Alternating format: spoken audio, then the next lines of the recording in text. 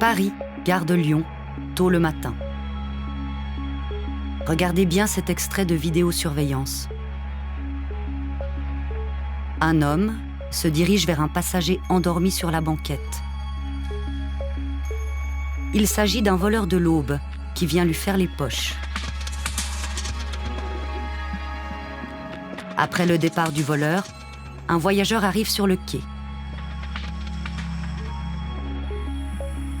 À ce moment-là, l'homme endormi se réveille. Il se dirige, vraisemblablement ivre, vers les voies. Impossible pour l'homme au premier plan de ne pas voir que l'autre passager est en danger.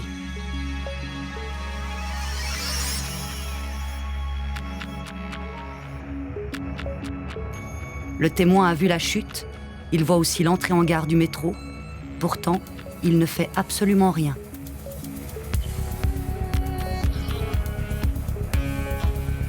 Ironie de l'histoire, l'homme sera sauvé par son voleur.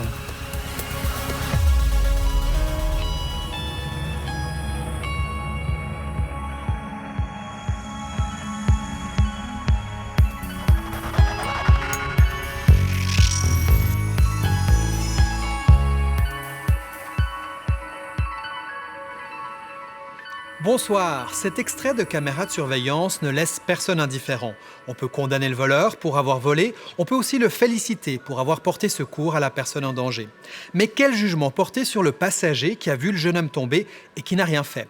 L'apathie de ce témoin serait-elle aussi condamnable qu'une action malveillante? C'est la question qu'on va se poser ce soir. On va entrer dans la tête d'un lâche et on tentera de comprendre quels sont les mécanismes qui nous poussent à ne pas agir. Sommes-nous tous égaux devant la lâcheté ou le courage? Réponse dans cette émission. Oh, et regarde-moi là. C'est quoi le problème? Mais laissez-moi tranquille maintenant. C'est quoi, tu te crois tellement belle que t'as pas besoin de répondre? Pour son tout premier numéro, Dans la tête de, vous fera vivre des expériences marquantes. Je viens tout de suite dans la cabine. Vous saurez ainsi ce qui nous pousse à devenir des héros ou des lâches. Vous entendrez le témoignage de ceux qui ont décidé d'agir. J'avais pas le choix, quoi. Il fallait que quelqu'un saute. Et de ceux qui n'ont pas su comment réagir. Quelque part, je suis un peu bourreau par inaction. C'est quoi le courage? Vous découvrirez aussi que pour les enfants, la définition de lâcheté et de courage, c'est encore un peu flou. Ça veut dire écouter les maîtresses, pas voler. Mais pour commencer, vous allez enfin savoir ce qu'il se passe dans la tête d'un lâche. Écoutez bien.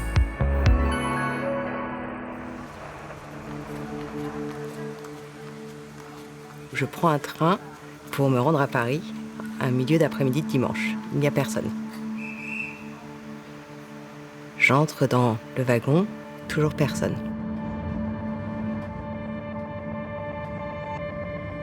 Au bout d'une vingtaine de minutes, je sens une présence, mais que je ne vois pas parce qu'elle est cachée par une paroi. J'entends des bruits, une conversation entre des jeunes. Mais bon, moi je suis plongée dans mon ouvrage et je prête pas vraiment attention.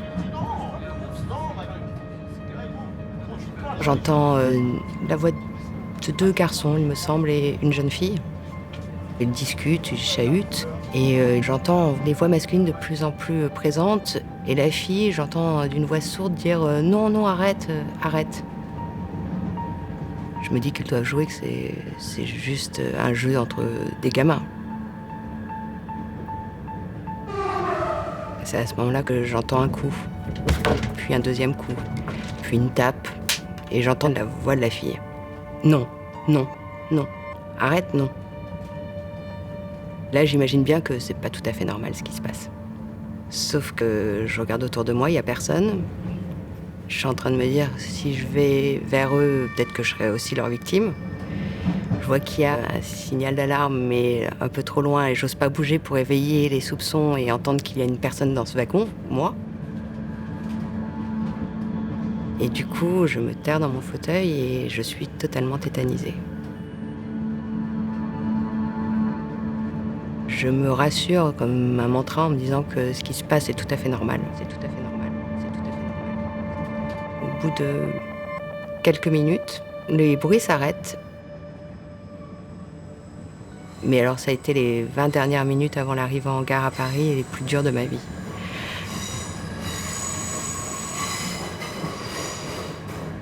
finalement, le train s'est arrêté et je suis sortie de là sans me retourner. Et une fois que je suis sortie de la gare, c'est comme si rien ne s'était passé. Ça a été totalement effacé de ma mémoire.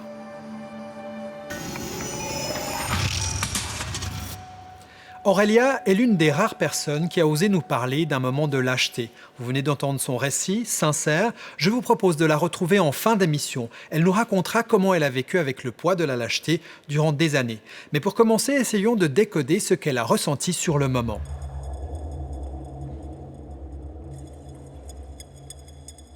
David Sander, bonsoir. Bonsoir. Vous êtes le directeur du CISA, le Centre interfacultaire en sciences affectives au Biotech, ici à Genève. Je vous remercie de nous accueillir. Nous sommes dans vos locaux ce soir. Vous êtes un des spécialistes des émotions. Alors la première question que j'ai envie de vous poser, c'est quelles sont les émotions qu'Aurélia a ressenties durant la demi-heure qu'a duré son trajet dans ce train? Alors tout d'abord, on peut s'imaginer qu'elle a ressenti de la surprise. Et à cette surprise, s'est ajoutée une évaluation de la complexité, la difficulté à comprendre ce qui se passe. C'est assez inimaginable ce qui est en train de se passer. Et donc, elle a probablement une émotion de confusion. Et puis, très probablement, elle va ressentir aussi différents types de peurs. C'est-à-dire, tout d'abord, peut-être la peur de l'embarras. C'est-à-dire, et si jamais ce qui se passait était en fait juste un jeu, et puis que c'était pas bien méchant, et que moi, j'interviens, j'aurais l'air ridicule. Donc. Et puis, je dirais, la peur la plus probable qu'elle va ressentir, c'est la peur d'être elle-même agressée si jamais elle intervient.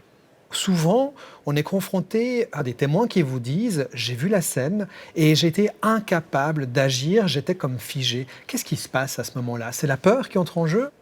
La peur, en tant qu'émotion, est souvent associée à 3 types de réactions, de tendance à l'action. La première, c'est la fuite, évidemment. La deuxième, c'est l'attaque.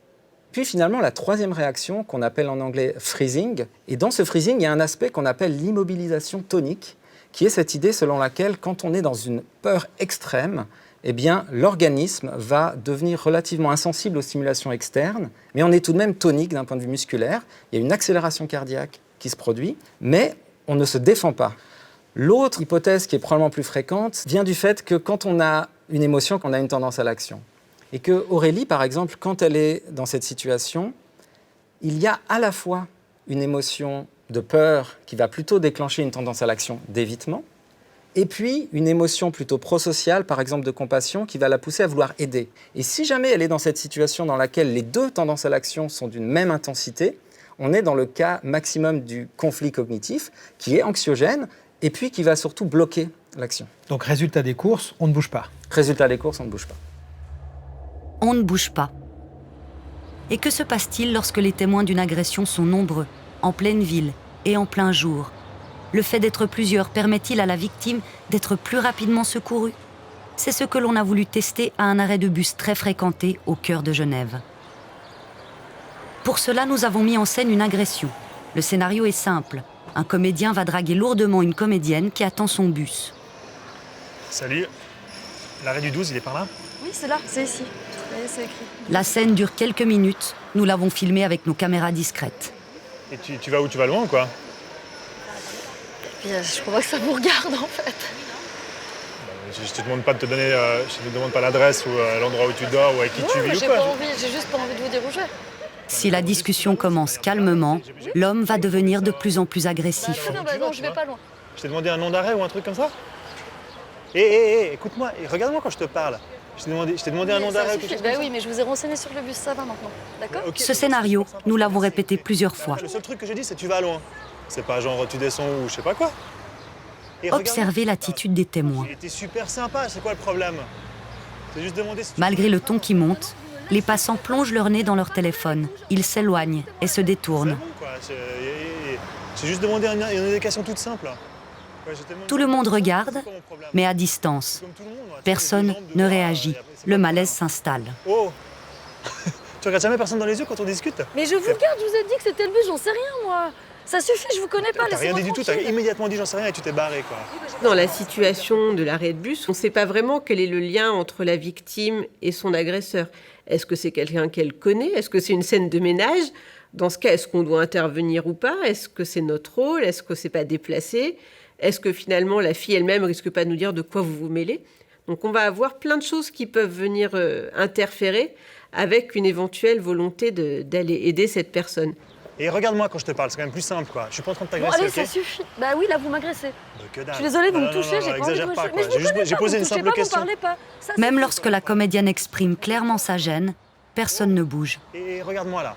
C'est quoi le problème? Mais laissez-moi tranquille maintenant. C'est quoi? Tu te crois tellement belle Vous que t'as me pas besoin de laissez répondre, c'est ça? Que tu tranquille. peux fuir? Spontanément, dans une situation où on n'est pas tout à fait sûr du comportement qu'on doit adopter, on va avoir tendance à chercher autour de nous des indications qui vont nous dire comment est-ce qu'on est censé agir, quel est le comportement que l'on doit suivre.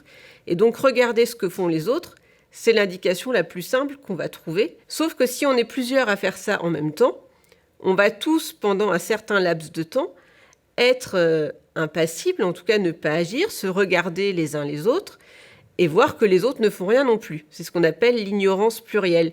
Il y a un moment, en fait, où on se regarde tous et pendant ce temps, forcément, personne ne fait rien. Alors, peut-être j'ai mal démarré ou je sais pas quoi, je recommence. Ok? Et salut. Non, j'ai pas envie de parler. Elle te dit non, elle te dit non, s'il te plaît.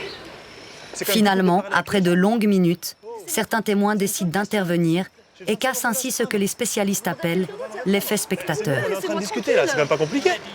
Mais c'est à elle que je pose la question là. Elle veut pas me répondre. Vous avez un problème que les gens ne vous parlent pas, alors je vous parle. Très bien, on va discuter. Vous êtes difficile.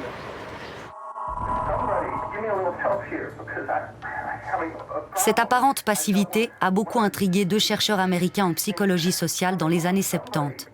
Pour comprendre le phénomène, Darley et Latané ont mis sur pied un dispositif expérimental dans lequel des sujets volontaires devaient communiquer à travers un système d'interphone. La question cruciale pour les scientifiques consiste à savoir si le nombre de témoins présumés influence la rapidité du sujet à réagir à un appel de détresse entendu dans leur casque.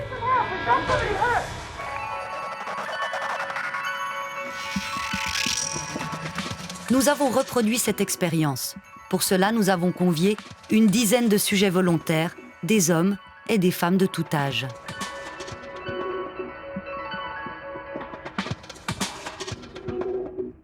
Pour détourner leur attention du but réel de l'expérience, nous leur expliquons vouloir tester les émotions humaines à travers la voix. Ils ne le savent pas, mais ils sont filmés à travers une vitre sans teint. Et de t'asseoir proche du micro. Ça marche. Je vais te causer dans cet haut-parleur. Ok. Bien. Bon, j'espère que vous êtes bien installés. Comme on vous l'a dit, cette recherche a pour but d'analyser les émotions à travers la voix. Vous parlerez quand vous entendrez le signal sonore. Dans un premier tour, je vous demanderai de raconter un événement triste qui vous est arrivé ces derniers temps. Je n'écouterai pas vos témoignages, tout cela se fera automatiquement. Alors moi, l'événement le plus triste qui me soit arrivé il n'y a pas très longtemps... En réalité, ces histoires ne sont qu'un prétexte. L'objectif est d'interrompre les récits subitement avec une voix préenregistrée qui va simuler une crise d'épilepsie. Mais quand j'y pense, je suis au bord des larmes. Alors la dernière fois que j'ai pleuré, je pense que c'est quand j'ai appris que mon père, il était atteint du Parkinson. C'était un coup parce que je voyais bien qu'il tremblait, mais franchement, je pensais pas. Je me sens pas bien, je suis désolée de vous couper. Dans ce premier groupe, Luigi avait annoncé au sujet qu'ils étaient 3 à s'écouter les uns les autres. Est-ce qu'il y a quelqu'un qui pourrait venir me sortir de là, s'il vous plaît? Est-ce qu'il y a quelqu'un qui pourrait venir ouvrir la porte, s'il vous plaît? Je pense qu'il y a quelqu'un qui va venir. Je me sentir pas bien. Est-ce qu'on pourrait venir Je vais voir. s'il vous plaît? Le sujet intervient rapidement. Dans un autre groupe, on annonce aux volontaires qu'ils sont carrément en tête-à-tête avec la voix qui va simuler un malaise. Parfait, comme ça, moi je vais vous parler à partir de maintenant dans l'haut-parleur. Si, je vous vois plus. Voilà. Alors pour un événement qui vient de se passer dans ma vie, j'ai donc 3 garçons. À 20 ans, j'ai cru qu'ils étaient lancés dans la vie. Ils ont... Ah, c'est trop. Je me sens pas bien, je suis désolée de vous couper. Ah, non, bien sûr. Comment il faut faire? Il y a quelqu'un? Je viens tout de suite dans la cabine. Ici, la réaction est encore plus rapide. Que se passe-t-il alors lorsque les sujets pensent être 6 personnes à écouter les histoires des uns et des autres? Alors récemment, j'ai vécu un événement assez triste. En fait, on avait un chat qui s'appelait City à la maison. Et City, l'invitation s'est arrêtée comme ça et elle a été complètement humiliée et bouleversée. Moi, la dernière fois que j'ai vraiment une crise comme ça de peur, de pleurs, de panique, c'est quand j'ai fait une crise d'épilepsie. Ça m'arrive malheureusement. Mais franchement, je pensais pas que c'était une maladie aussi grave. Je m'excuse, mais fait un coup. je me sens pas bien, je suis désolée de vous couper.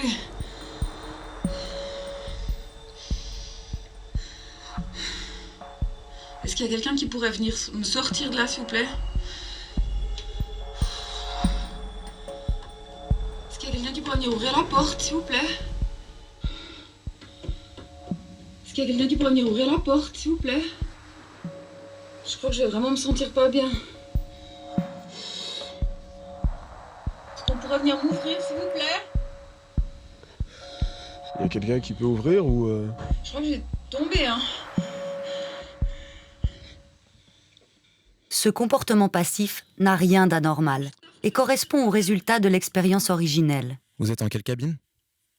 Lorsque le participant pense discuter seul avec la victime du malaise, il intervient dans 85% des cas, alors que ce taux baisse à 62% quand un autre témoin est présent et chute carrément à 31% quand le sujet pense être avec 5 autres participants. Il y a quelqu'un qui m'entend, qui peut venir.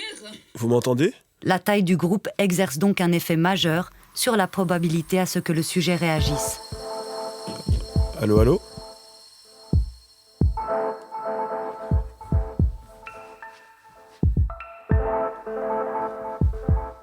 Ce qui se passe, c'est que plus on est nombreux et moins on se sent responsable.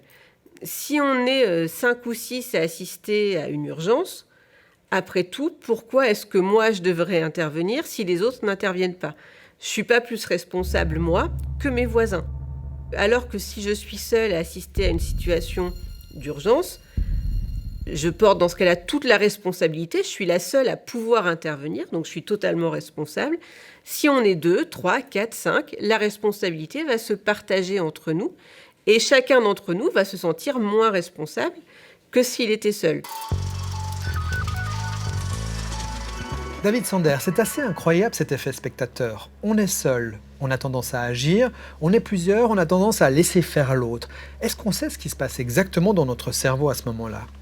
De plus en plus d'études en laboratoire permettent d'essayer de décomposer, je dirais, ce qui se passe dans ce mécanisme. Et il y a notamment une étude assez récente, la première à ma connaissance en 2014 en neuroimagerie fonctionnelle, dans laquelle ils ont utilisé l'IRM fonctionnel pour essayer de comprendre quelles étaient les régions cérébrales qui pouvaient être impliquées dans cet effet. Ce qu'ils ont fait, c'est que les participants étaient allongés et puis ils ont un écran sur lequel ils vont visualiser une scène. Et dans cette scène, ce qui se passe, c'est qu'il y a une personne qui a besoin d'aide parce qu'on voit qu'elle tombe dans les pommes.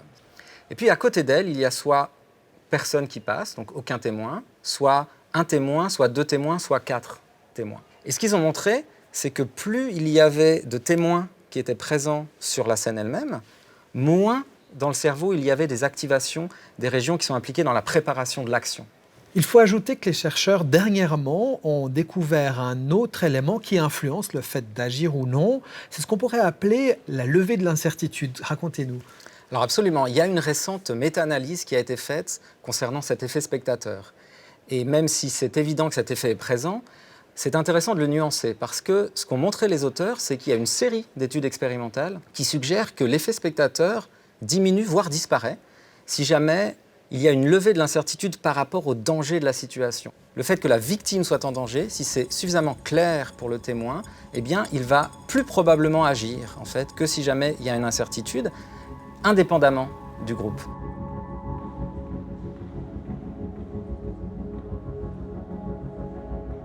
Il y a le danger qu'encourt la victime, mais également celui auquel le témoin doit faire face s'il décide d'agir.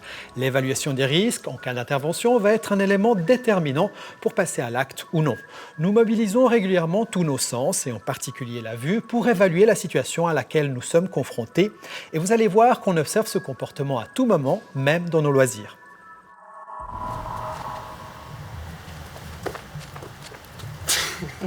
Deux artistes suédois ont su avec humour capter le moment clé où notre cerveau doit décider des risques que l'on prend lorsque l'on saute d'un plongeoir de 10 mètres.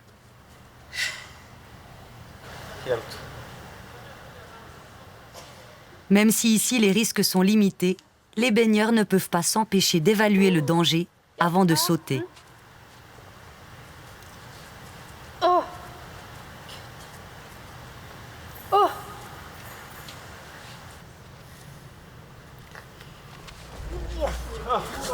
Allez, good. C'est bon.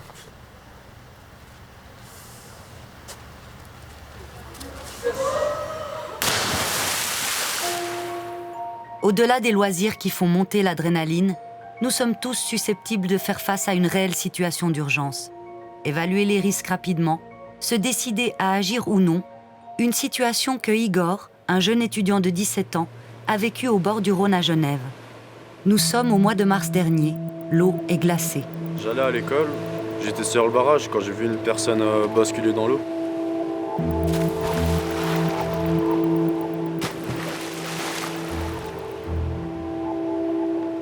Il y avait une première dame, je lui ai demandé d'appeler le pompier, je crois. Puis elle m'a dit non, je peux pas, je suis pressé ou quelque chose comme ça. Puis elle est partie. J'ai décidé d'aller chercher mon prof. Je suis rentré dans la classe, je dis monsieur, il y a quelqu'un qui est tombé dans l'eau. Monsieur John, il y a quelqu'un qui est dans le Rhône, juste derrière, au barrage. Alors, j'ai dit aux élèves, restez où vous êtes. Puis je suis parti vite avec lui. Puis là, on a continué, j'ai été chercher mon collègue Edouard. Mon premier réflexe, c'est les élèves, vous restez tranquilles, vous restez en classe. J'étais chercher une corde, j'ai toujours une vieille corde. Et lorsque j'ai pris la corde, j'ai bien pensé qu'il y avait une chance sur deux que j'aille dans l'eau. En allant sur le lieu, je me suis dit, mais fais attention à toi parce que tu viens de déjeuner. C'est 8h, 8h15, j'ai déjeuné à 6h, donc ça joue. On voit le corps de la dame tenant une chaîne. On lui parle, mais elle ne réagissait pas. On lui dit, accrochez-vous, tenez-vous madame, il y a les secours qui vont arriver. Elle avait l'eau à ce niveau-là. Après, même pas une minute, l'eau était à ce niveau-là. Donc là, j'avais pas le choix. Donc j'ai sauté dans l'eau. J'ai agrippé la dame, je l'ai mis la tête hors de l'eau tout de suite. Donc je suis resté dans cette position pendant une dizaine de minutes à peu près. Grâce à l'appel d'Igor, la police du lac vient rapidement porter secours à la victime et à son sauveteur. Au final, tout le monde s'en sortira sain et sauf. Il y a quand même beaucoup de citoyens qui suivent des formations de secouristes. Donc tous ces gens-là aussi ont des connaissances. Par contre, des héros, il y en a plein les cimetières, hélas. Mais finalement, faut se protéger, faire attention à soi, et puis si on peut intervenir en sécurité, intervenir. Ici, chacun aura fait le bon geste en évaluant correctement les risques et en décidant ensuite d'agir. On pourrait y voir un acte héroïque. Ce n'est pas la vie des protagonistes. J'ai beaucoup de personnes qui me disent « Ouais, mais tu as eu du courage de le faire ». Je dis « Non, j'avais les capacités de le faire et je l'ai fait ». J'étais dans ma zone de confort et ça m'a pas posé problème. Ils me disent, t'es un héros ou je sais pas quoi, mais moi je trouve pas du tout. Ah non? Non, pas du tout. C'est normal. Ouais, je pense que c'est normal. Et qu'en est-il des professionnels confrontés au quotidien à des situations extrêmes? Sont-ils plus courageux que la moyenne? Sont-ils des super-héros capables de garder leur sang-froid en toutes circonstances? C'est une image qu'on se fait forcément du sapeur-pompier, héroïque, fort, mais chaque situation est entraînée. Donc on amène tous les collaborateurs à vivre à l'échelle 1-1, notamment dans l'eau froide, pour connaître ses propres réactions et comment réagir, ce qui permettra également de connaître la situation dans laquelle la victime se trouve. Démystifier un petit peu ces endroits qui pourraient faire peur, ces lieux qui ont tendance un petit peu à repousser les gens en disant voilà, je connais cet endroit, je me suis déjà entraîné dans cette situation-là, donc c'est plus une inconnue pour moi. Mais comment éviter le traumatisme psychologique pour ces hommes en uniforme qui restent malgré tout des humains? Les premières minutes avant l'intervention semblent capitales. C'est quelques minutes de préparation où on sait qu'on va aller au-devant d'une scène que eux, d'ailleurs, en tant que professionnels d'urgence, ne peuvent que se représenter en faisant appel à toutes leurs interventions passées, sont essentiels comme facteurs de protection. J'aime bien donner l'image d'un espèce de filet de sécurité psychique qui est mis autour du psychisme et qui leur permet, en arrivant sur les lieux, de ne pas être submergés par l'événement. Ça fait partie de la vie du sapeur-pompier, effectivement, de voir des choses rudes, mais c'est pas possible d'effacer ces émotions. Donc on peut simplement essayer de les neutraliser quelque temps. Et si ces émotions sont trop fortes, on dispose de cellules de debriefing. Puis droit derrière, il faut être prêt à repartir pour recommencer. Ils ont un uniforme, ils arrivent avec une fonction, ils ont des protocoles, des procédures. Le pilote qui a atterri son avion sur le Hudson avait un protocole sur lequel il était drillé. Donc ils ont ça en tête. C'est comme des listes qui leur permettent d'organiser leurs pensées. On va dire ils ont une habituation au stress, à l'alarme. Et en partie, c'est aussi pour ça qu'ils font le job. Il y a un sentiment très fort que nous, simples citoyens, pouvons connaître, c'est la culpabilité. La culpabilité de ne pas être intervenu. Nous avons vu que plusieurs facteurs nous empêchent d'agir, l'effet spectateur et sa diffusion de la responsabilité, le regard des autres ou encore la peur de se mettre en danger.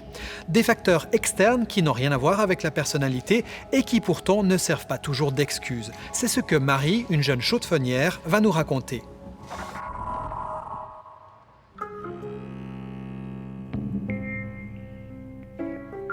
À l'époque, j'habitais avec ma petite sœur. C'était une très vieille maison qui avait vraiment des murs en papier où on entendait très bien les voisins. On entendait le bébé qui chouinait, on entendait tout ce qui se passait chez tout le monde. C'était très mal insonorisé et il y avait tout qui grinçait.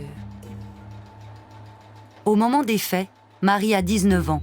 Elle manque encore d'assurance et de confiance en elle.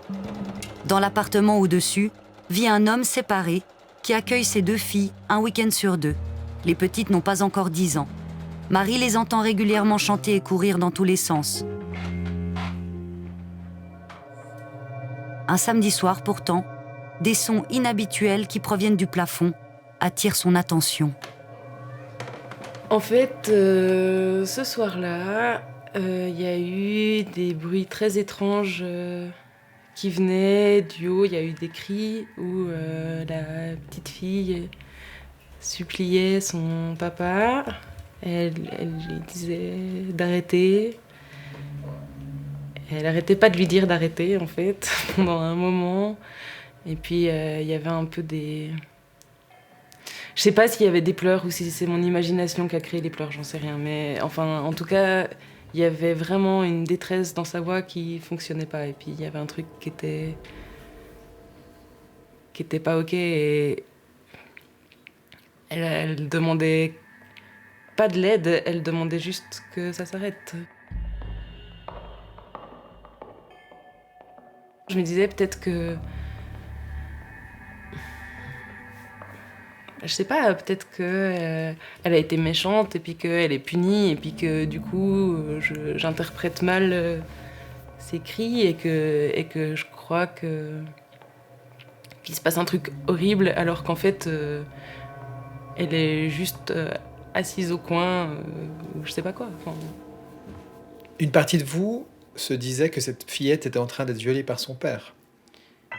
Oui.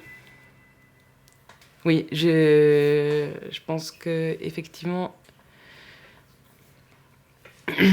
oui, je pense que effectivement, c'est ce qui se passait à ce moment-là, mais que je voulais pas l'admettre. Enfin, je donnais le bénéfice du doute à ce monsieur où je me disais, mais si j'interviens et puis qu'en fait, j'arrive en trombe alors qu'il se passe rien.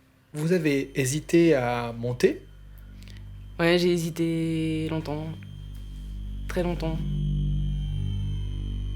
Quand ça s'est arrêté, j'hésitais encore à monter, mais sauf que là, je me sentais encore moins légitime. Ça me posait beaucoup de problèmes parce que je savais que j'aurais dû faire quelque chose et que je l'avais pas fait. Mais je me sentais encore plus prise. Plus les semaines et les mois passaient, plus ça me semblait compliqué de savoir comment faire pour faire quelque chose, parce que par la suite, j'ai jamais rien réentendu. Est-ce qu'on a le sens de la culpabilité à ce moment-là ? Oui, Vous bien vous sûr. êtes senti coupable? Bah, évidemment, enfin, c'est certain parce que à ce moment-là, on se dit que peut-être la vie d'une petite fille est bousillée et qu'on n'a rien fait. La culpabilité, c'est une des réactions qui se retrouvent chez toutes les victimes et les témoins. C'est intéressant, toutes les victimes directes et les témoins directs d'un événement. Donc, à quoi ça sert? Quelle est la fonction de cette culpabilité? Et on a observé que le fait de pouvoir s'accuser soi-même de quelque chose, ça nous permet de nous donner comme un peu de pouvoir sur une situation sur laquelle on n'en avait pas. Vous aviez moins de 20 ans à l'époque. J'avais moins de 20 ans et j'étais très timide et je manquais d'assurance. Mais tout ça, c'est des excuses à la con parce que finalement, c'est pas parce qu'on a plus d'assurance qu'on va faire quelque chose. Mais Vous en êtes trouvé des excuses par la suite? non. Non, j'en ai pas trouvé. J'ai juste dû accepter le fait que du coup, j'étais lâche. Et c'est pas facile. Et du coup, je me suis dit que je fonctionnerais plus jamais. Enfin, que je laisserais plus jamais passer quelque chose.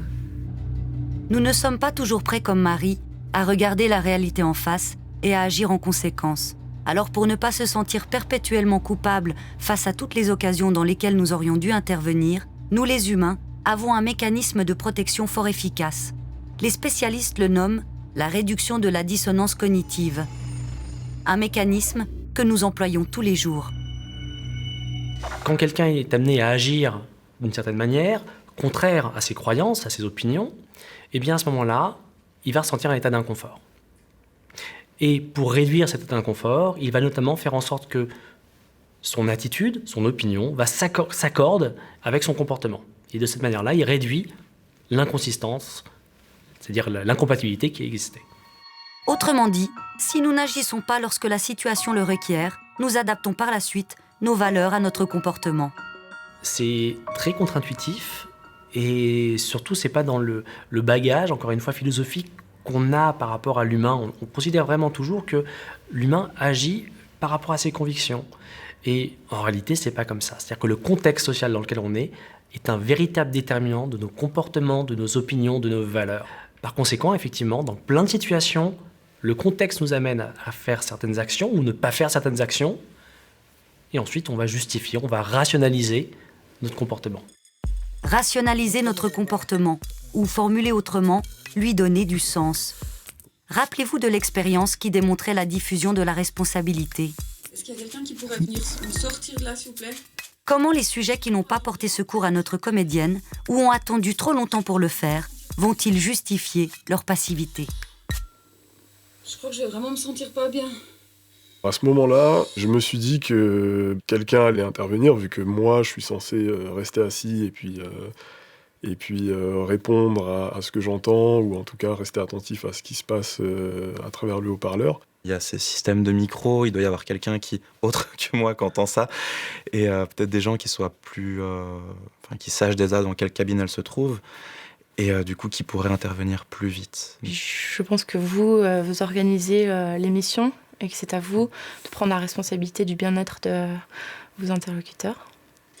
Si quelqu'un de bien n'intervient pas, comment va-t-il faire pour se regarder dans le miroir par la suite? Est-ce qu'il y a quelqu'un qui pourrait venir me sortir de là, s'il vous plaît? On va pouvoir intervenir sur deux aspects, soit l'image que l'individu a de lui-même, l'estime de soi, et d'autre part, sur la perception de la situation. Le plus simple, c'est toujours de remettre en question cette situation-là. Essayer d'ignorer la situation, considérer que c'était pas si grave. À ce moment-là, il n'y a plus d'inconsistance, il n'y a plus d'incompatibilité entre le fait de ne pas avoir agi et la situation, puisque ça n'était pas grave. Je me sens pas bien, je suis désolée de vous couper. Je n'étais pas inquiet outre mesure parce qu'elle disait qu'elle avait fait une crise de panique. Est-ce que vous m'entendez? Vous m'entendez ou pas? Il n'y avait pas une urgence. Pour moi, il n'y avait pas d'urgence. L'appel au secours n'était pas si intense que ça. De cette dame. Voilà, exactement, tout à fait. Il n'y avait pas vraiment d'urgence. Les sujets qui pensaient être plusieurs minimisent donc le danger, alors que les mêmes appels au secours enregistrés semblent bien plus urgents pour les participants qui pensaient être seuls à les entendre. Il y a quelqu'un? Je viens tout de suite dans la cabine.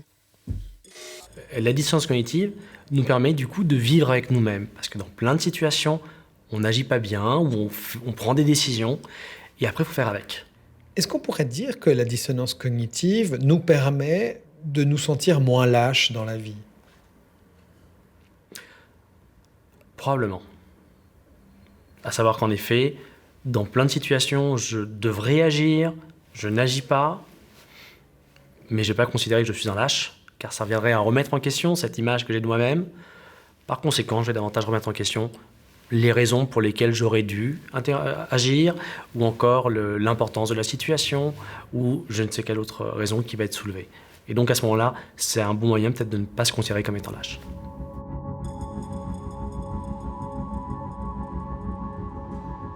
David Sander, en fait, lorsqu'on traite quelqu'un ou même soi-même de lâche, finalement, on le fait toujours par rapport à des règles préétablies. Alors c'est vrai que quand on traite quelqu'un de lâche, qu'est-ce qu'on entend par là ? On entend souvent par là que la personne n'a pas réussi à surmonter sa peur dans une situation donnée, alors qu'elle aurait dû le faire. La théorie d'Aristote, par exemple, des vices et des vertus, est intéressante sur ce point de vue-là, parce qu'il nous explique qu'il y a 2 vices principaux associés à la peur. Il y a d'un côté la témérité, qui serait de ne pas assez prendre en compte sa peur et d'agir même si jamais on a extrêmement peur. Inconsciemment. Alors que la lâcheté, elle, serait un autre vice qui serait justement de trop prendre en compte sa peur. Et puis entre les deux, il y aurait le courage qui serait une vertu. Alors bien entendu, lorsque nous agissons en société, nous le faisons par rapport à des règles que vous mentionniez, par rapport à des règles morales, mais qui peuvent être aussi, dans certains cas, dans des groupes, dans des communautés, au niveau de la société, des règles sociales. Les notions de courage et de lâcheté sont donc intimement liées à des valeurs morales du genre « il est important d'aider son prochain » et également à des règles de société plus concrètes, comme par exemple céder sa place aux plus âgés dans les transports publics. Que se passe-t-il alors chez l'enfant qui n'a pas encore intégré ces règles et ces valeurs? Que signifient pour lui des notions encore abstraites comme la lâcheté ou le courage? Vous allez entendre des réponses plutôt surprenantes. C'est quoi le courage? Ça veut dire quoi? Ça veut dire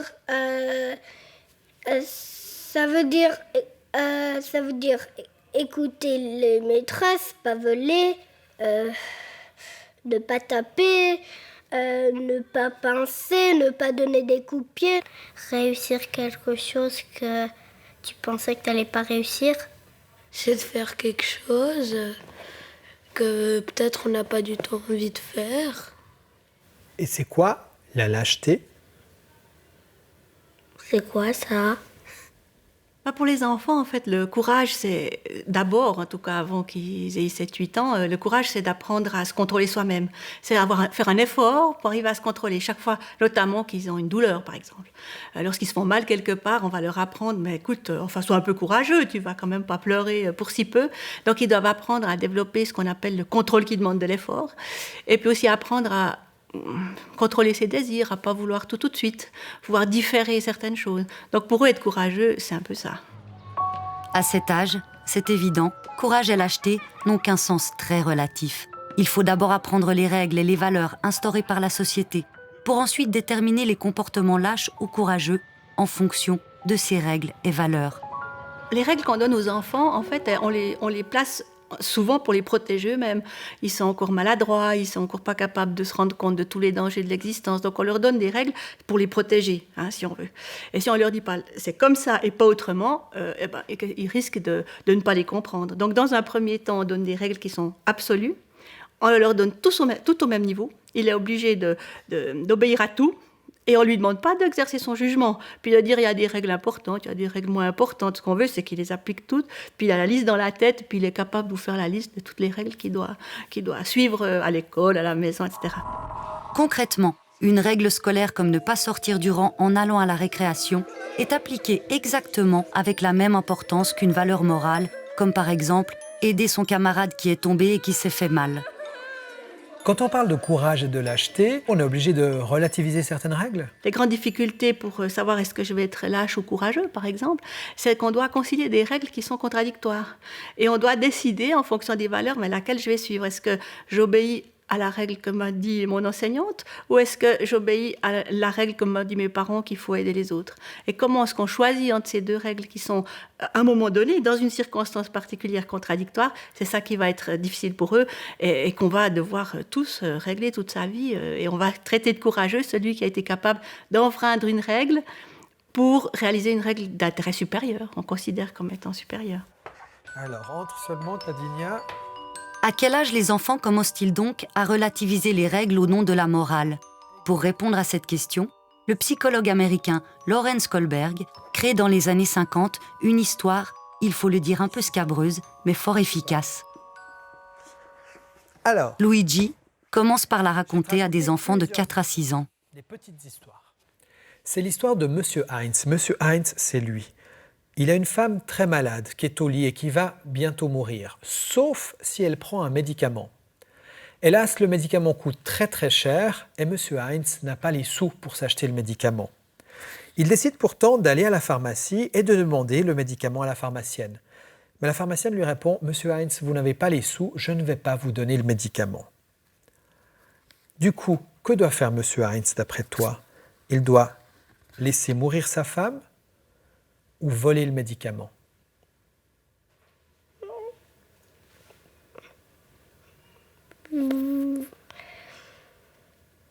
Voler le médicament, c'est pas gentil. Je vais laisser la femme mourir. Tu laisserais la femme mourir?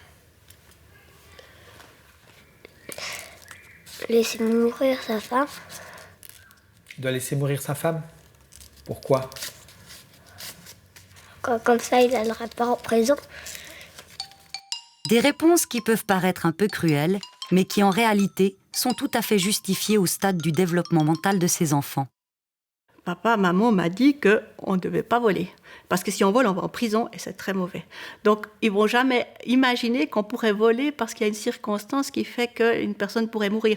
Et ils ne réalisent pas forcément. Ou s'ils réalisent qu'elle va mourir, alors ils sont complètement embêtés parce qu'ils sont là avec des choses contradictoires et ils ne savent pas comment s'en sortir. Je ne sais pas ce qu'il doit faire. Tu ne sais pas ce qu'il doit faire? Pourquoi tu ne sais pas? Qu'est-ce qui te fait hésiter? Je suis d'accord avec les deux maintenant encore.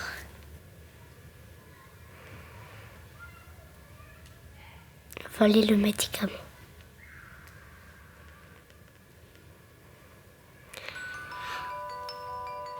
Entre seulement, Damien, tu peux aller t'asseoir là-bas, il y a une petite croix noire. La même histoire racontée à des enfants un peu plus âgés, à partir de 7 ans, ne provoque plus du tout les mêmes réactions. Ou voler le médicament. Voler le médicament, parce que c'est sa femme, mais si elle meurt, il sera très très triste et aussi les amis à sa femme. C'est plus important d'être en prison et que sa femme ne meure pas que de ne pas être en prison et de laisser sa femme mourir. Pour moi, je trouve que c'est comme ça.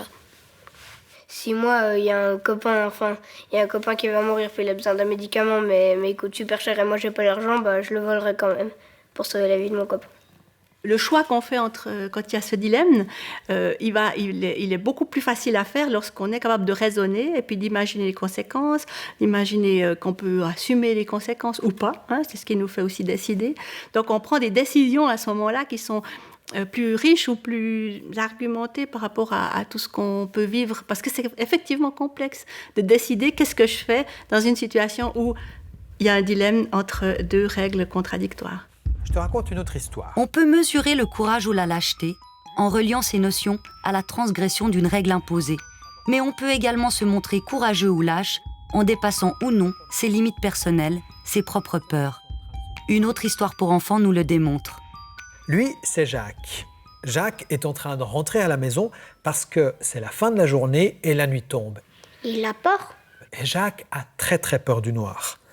Mais voilà, lorsqu'il s'approche de la forêt, Jacques entend des cris, un appel au secours d'un petit garçon.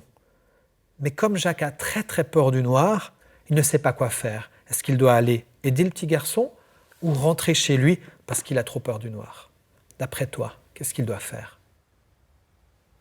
On met en dilemme, on balance quelque chose qui est lié à sa personne cette fois-ci, que voilà, c'est quelqu'un de peureux, il a très peur, il doit dépasser sa peur, c'est pas une règle, c'est pas une valeur, c'est une caractéristique personnelle pour réaliser une règle qui est d'aller aider les autres. Il doit aller à la maison. Pourquoi? Comme ça, il n'aurait pas peur du noir. Rentrer chez lui. Pourquoi? Parce qu'il a peur du noir. Il est un peu gentil et méchant en même temps. Pourquoi? Parce qu'il veut pas aider, mais parce que il a peur du noir, mais normalement on pourrait, même s'il y a le noir, comme d'habitude ça fait rien, il pourrait plutôt y aller. Pour les enfants de 3 à 5 ans, avoir peur du noir est un argument valable, aussi important que d'aider l'autre. Alors que pour les plus grands, même si l'action demande un effort sur soi, il faut dépasser ses craintes et se montrer courageux. À cet âge, ce sont les valeurs morales qui sont mises en avant. Moi, évidemment, j'aurais allé voir ce qui se passe. Mais en même temps, moi aussi, j'ai peur du noir et puis des fois, c'est dur de vaincre ma peur. Du coup, je sais pas trop ce que j'aurais fait. Il pouvait aller voir qu'est-ce qui se passait et après rentrer chez lui. Pour moi, j'aurais plutôt...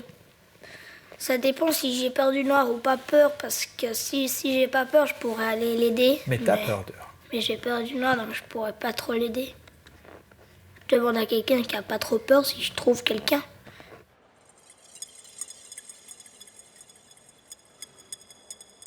Dépasser ses peurs et même aller jusqu'à désobéir pour défendre ses propres valeurs, un dilemme qui surgit régulièrement dans nos vies.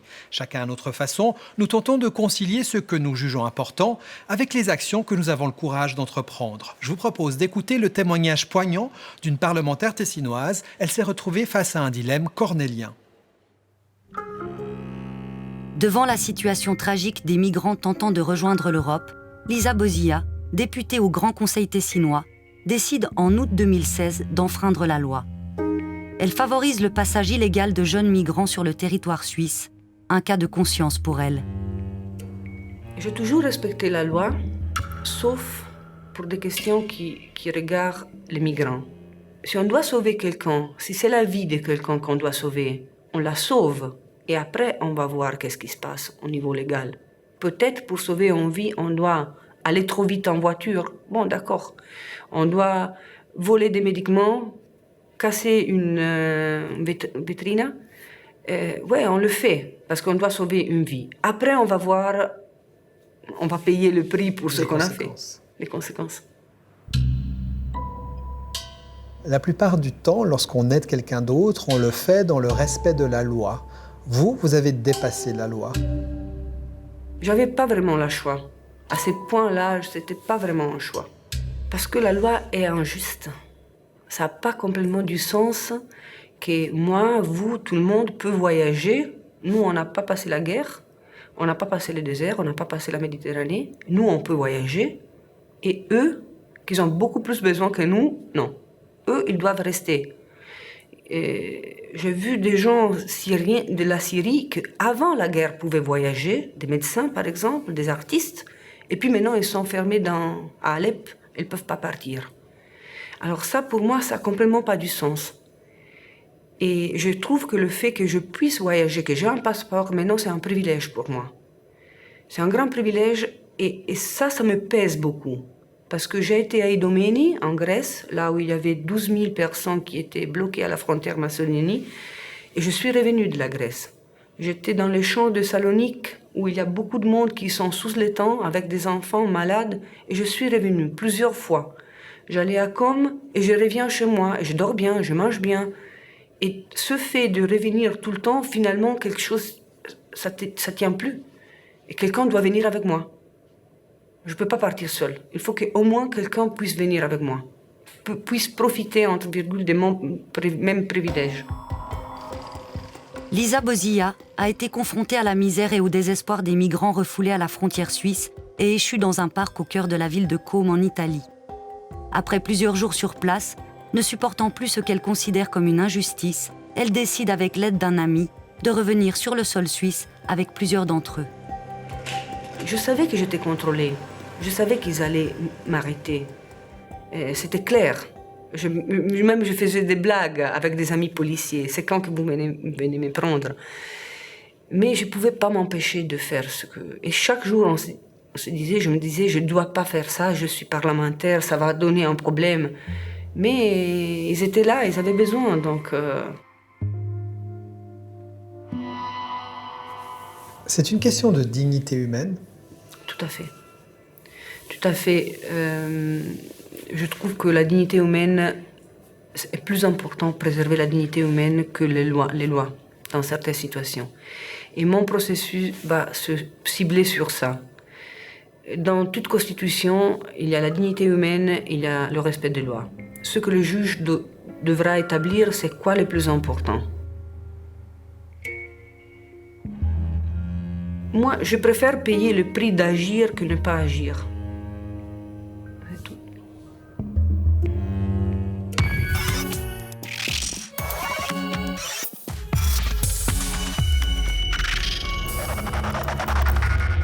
Le coût de la lâcheté peut être parfois supérieur à celui du courage. Une équation avec laquelle Aurélia compose depuis plus de 10 ans. Depuis ce fameux jour où, souvenez-vous de son récit, elle n'a pas porté assistance à personne en danger. J'entends des bruits. La voix de 2 garçons, il me semble, et une jeune fille. Et j'entends vraiment les voix masculines de plus en plus présentes. Et la fille dire non, non, arrête, arrête. Et là, j'imagine bien que c'est pas tout à fait normal ce qui se passe. Sauf que je suis pétrifiée, je me rassure comme un mantra en me disant que ce qui se passe est tout à fait normal. Les bruits s'arrêtent. Mais alors ça a été les 20 dernières minutes avant l'arrivée en gare à Paris et les plus dures de ma vie.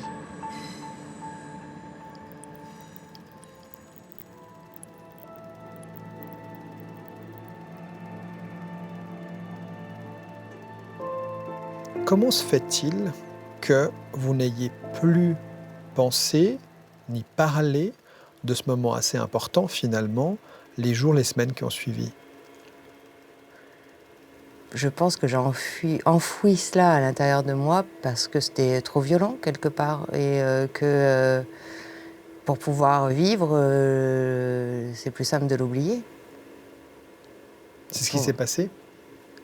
Je pense sincèrement que c'était plus facile d'oublier, d'occulter, que de vivre avec. Le poids étant trop lourd. Mais en fait, ce poids, quelque part, je l'ai porté pendant toutes ces années.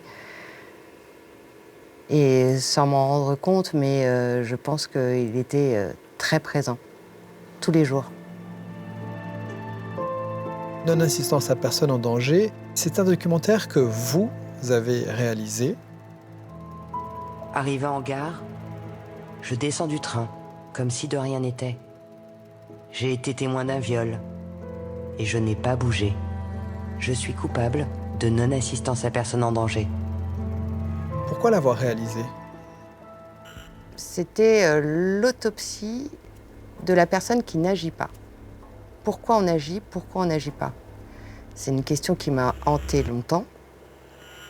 Et après l'agression de Cécile, dans le métro de Lille, une jeune femme qui a été agressée et qui n'a pas été secourue par les nombreux témoins qui étaient dans le métro avec elle. C'est arrivé 10 ans après l'agression à laquelle vous avez assisté, vous ? Exactement. Aucun voyageur ne se soit interposé, c'est ce que dénonce une jeune femme agressée dans le métro de Lille. Une enquête je me suis demandé pourquoi cette jeune femme n'avait pas été secourue et du coup j'ai commencé un peu à me documenter. Et je me suis aperçue qu'il existait une boîte à outils dont on avait la méconnaissance en tant que citoyen qui permettait de comprendre pourquoi on n'agissait pas. Et il suffisait de la connaître pour nous permettre d'agir. C'était une sorte d'exutoire pour vous aussi, de règlement de compte avec vous-même ? Alors, trouver des réponses à ça, effectivement, c'était un exutoire. Après, je me suis longtemps demandé si moi, Aurélia Bloch, qui avait été moi-même coupable de non-assistance à personne en danger, en faisant ce documentaire, est-ce que ce n'était pas une façon de racheter ma conscience ? Et pendant les 9 mois de travail qui m'ont mené à la réalisation de ce documentaire, j'ai effectivement navigué entre cette culpabilité, ce questionnement et j'ai très mal vécu ces 9 mois parce que je ne savais pas si j'accouchais d'un documentaire qui, quelque part, expliquait ma passivité ou d'un documentaire que je dirais d'utilité publique, mais toute modestie gardée. Pourquoi finalement l'avoir réalisé avec comme fil rouge vous-même ? C'était pas du tout mon but. Je ne voulais pas du tout l'écrire à la première personne. Il se trouve que j'avais parlé de mon cas à personne et au moment où j'ai signé du coup la vente de ce documentaire, je me suis effondrée et j'ai pleuré. Et pour la première fois, j'ai raconté mon histoire. Et il semblait évident pour ma productrice que je parle à la première personne. Et ça a été très difficile d'accepter et très difficile de le réaliser dans ces conditions. Vous aviez parlé à vos proches de ce qui vous est arrivé, le fait que vous avez été témoin d'un viol indirectement ? Jamais. Et je n'en ai pas plus parlé pendant toute la réalisation du documentaire. Ils l'ont appris au moment de la diffusion de l'avant-première de ce documentaire. Parce qu'il y a aussi un sentiment de honte ? Évidemment. Alors, de la honte, c'est beaucoup de pudeur, parce que c'est quelque chose de tellement personnel de vivre avec que de l'exprimer me semblait impudique, puisque je n'avais pas agi. Vous vous sentez moins coupable aujourd'hui après avoir réalisé le documentaire ? Absolument pas. Ça ne m'a absolument pas blanchi de ma culpabilité. Je me sens toujours aussi coupable. Si aujourd'hui, la situation devait se reproduire et que vous assistez à nouveau, vous êtes le témoin à nouveau d'une agression, qu'est-ce qui se passe d'après vous ? Ah, maintenant, il se trouve que je suis devenue un peu le Robin des Bois des rues. Dès que j'entends un bruit inhabituel, je fonce à la fenêtre et je regarde ce qui se passe, quitte à alerter et à crier que la situation n'est pas normale. Et rien que dire que la situation n'est pas normale peut arrêter la situation. Mais qu'on soit une femme ou un homme, je pense que de toute façon, il faut venir en aide et secourir, mais savoir comment.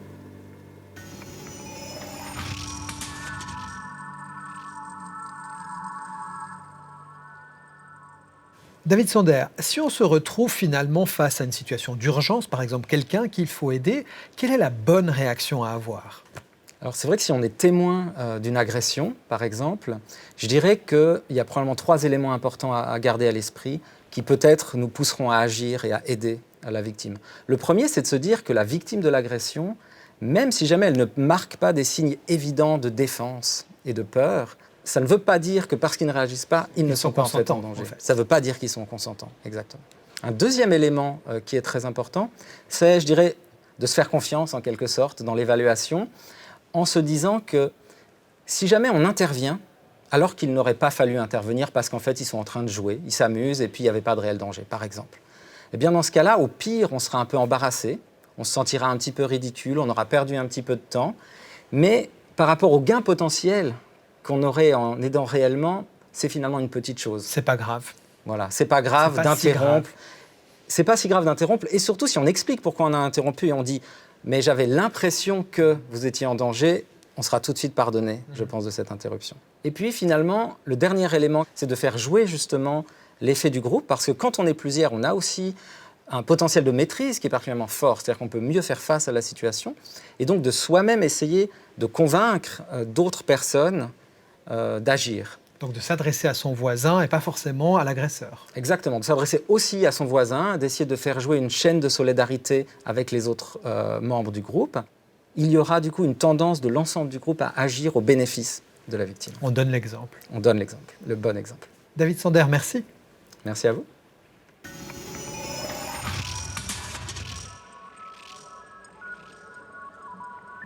Voilà, c'est ainsi que se termine ce tout premier numéro de Dans la tête d'homme. Merci de l'avoir suivi. Et si vous avez manqué le début ou si vous voulez revoir l'émission, elle est en tout temps disponible sur notre site Play RTS. Vous pouvez aussi nous laisser un commentaire à notre adresse mail ou sur notre page Facebook. Je me joins à toute l'équipe pour vous souhaiter une très belle soirée. À bientôt.